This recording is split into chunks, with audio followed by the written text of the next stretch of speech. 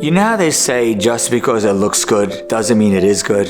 And everyone says it, but somehow your bones don't believe it. I want to give you a dramatic example of this. A few months ago, I went to Eretz Yisrael, and I went to a kibbutz in the south called Be'eri. Be'eri was devastated on Simchat Torah. Be'eri lost about 98 people in one day. And you go into the kibbutz and you'll see a house, and the entire house is blown up, like blown up into smithereens. You look on the floor and you feel the pain. I remember standing on the blown up bricks and seeing little toys, like a little teddy bear. In one place I saw a little, and this one struck me the most, a little magnet tile, because like my son loves magnet tiles, so it hit me the most.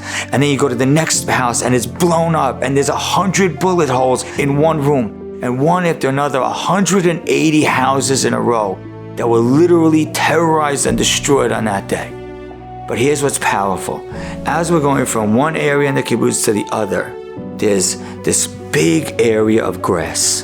Beautiful trees. It was the fall, so the leaves had fallen. The grass was growing fresh. And the tour guide stopped and he said, look right here. If you're standing right in this spot, you can't see anything wrong. It looks like nothing happened. If you just looked at this spot, you'd have no idea the devastation that happened right around the corner. People's lives are so often the same way.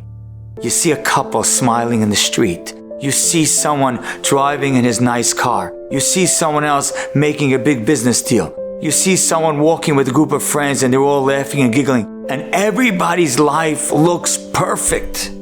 Sometimes have a conversation with a Rav. And you know what's beautiful about being a Rav? You get to see the inside of people's stories, and you realize that so many people are literally like that grass in Be'eri. They show the world the most beautiful part, and they don't let you ever see what's around the bend. So many of those times that couple goes into their house, those friends go to their home and go to their job, they put their head on the counter and like, how am I going to deal with all my struggles? So when your eyes wander and you're looking and seeing other people's lives, and there's a part of you that thinks that life looks great, and that life looks great, and that house looks great, and that person's marriage looks great, and those kids look great. So often you're just seeing the green grass that they want you to see, and you're not seeing what's actually happening in their lives. Don't get fooled. Don't get tricked. Don't get deceived. Don't get impressed. Don't get jealous, because so often you're not seeing what's really happening in their lives.